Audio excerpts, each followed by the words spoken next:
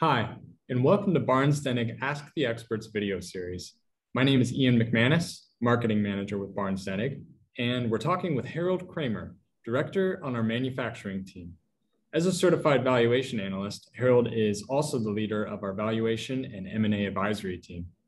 Joining Harold today is Eric Mills, Associate on our Project Resources Group with a focus in valuation and mergers and acquisitions. Today, they'll be talking about what you need to know when it comes to M&A within the manufacturing industry. So let's go ahead and get started. Thank you both for joining me today. Eric, I'll go ahead and turn it over to you. Thank you, Ian. We've seen an uptake in M&A activity and valuation within the manufacturing sector. I've prepared a few questions for Harold to discuss the market. Harold, has the pandemic impacted valuations and volume of M&A activity? Thanks, Eric. Yes, the answer is definitely yes.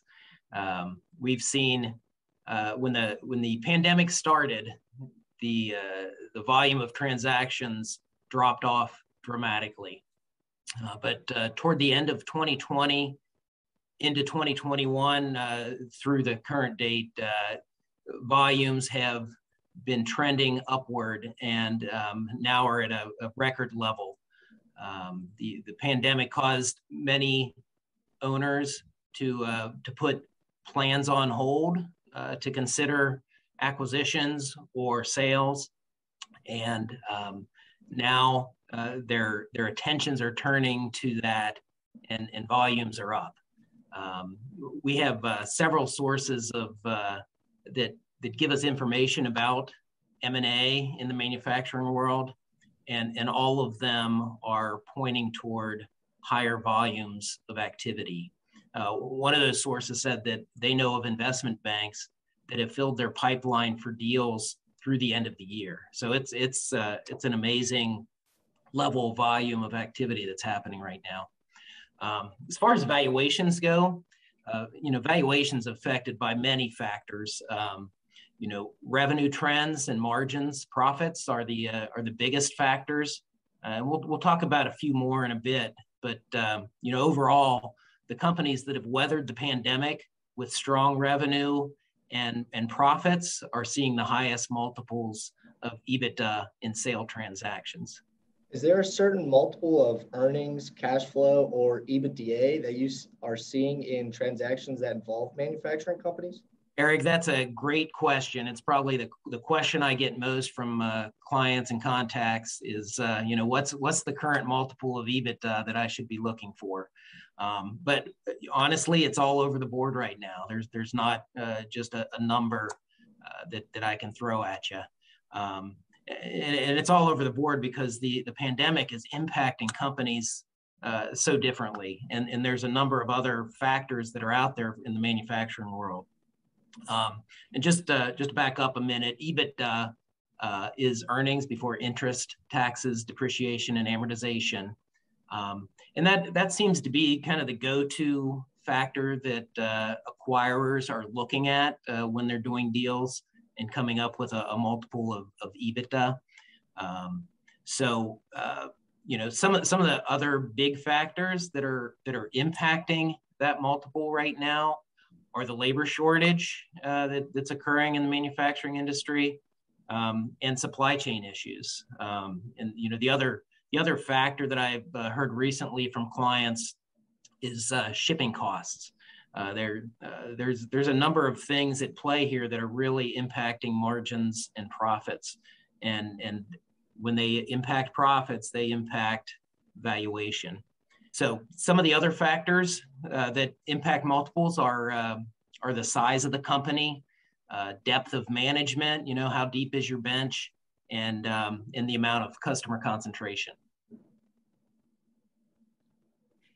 Harold, what do you think is driving the uptick in M&A activity? Well, the biggest reason right now is capital gains tax. So I think it's pretty clear that rates are going up. The unknown here is timing. Many of our clients and contacts are making an assumption that by the first of the year, the higher rates will be in play. So a lot of folks are trying to get a transaction done before year end.